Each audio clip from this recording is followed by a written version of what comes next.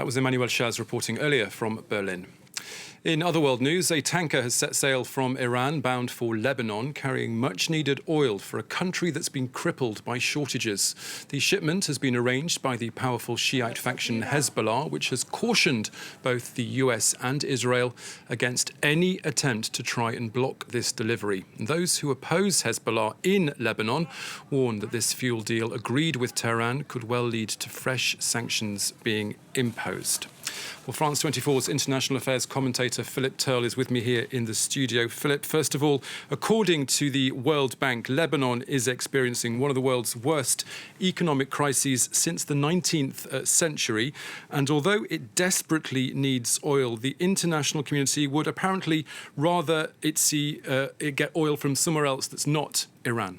Yeah, principally for the main reason that Iran is under sanctions. Why it is under sanctions? Because of the fact that the US pulled out of the Iranian nuclear deal. Remember that? Donald Trump back in 2018 has imposed new sanctions on Iran, basically to prevent it from selling any of its oil overseas. So enter Hassan Nasrallah, the head of Hezbollah, who has said, right, well, we need oil and we're going to bring that oil in from Iran. And he has said this. We have a quote from him, and that quote is basically, I don't want anyone to get into a challenge with anyone. We don't want to get into a problem with anybody either. We want to help our people. I say to them, to the Americans and the Israelis, that the boat that they will sell within hours from Iran is Lebanese territory.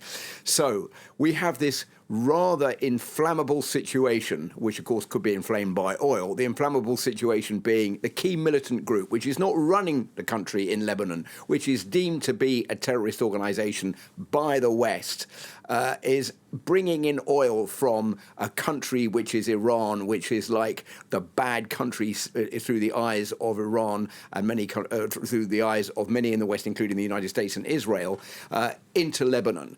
So this is basically Hezbollah trying to carve out an image of itself as being the good guy, the movement that is looking after the Lebanese people. But there are a lot of questions here, Thomas, that remain without answers for the moment, and principally is who's going to pay for this oil when it does get to Lebanon, because Lebanon certainly doesn't have the money to pay, how much oil is going to be delivered, and is the Lebanese government being consulted about this or not, and are they involved in this deal to some extent or not? Philip, this development comes, of course, as the country slides further and further into economic turmoil.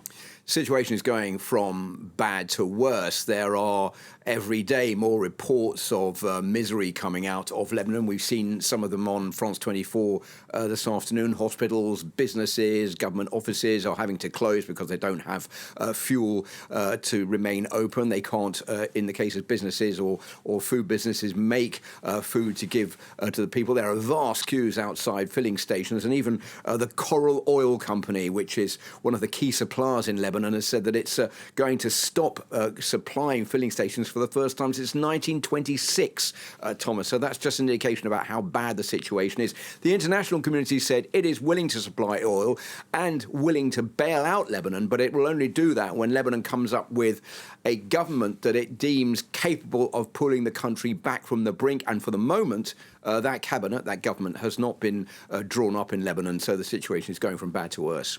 OK, Philip Turle, thank you very much.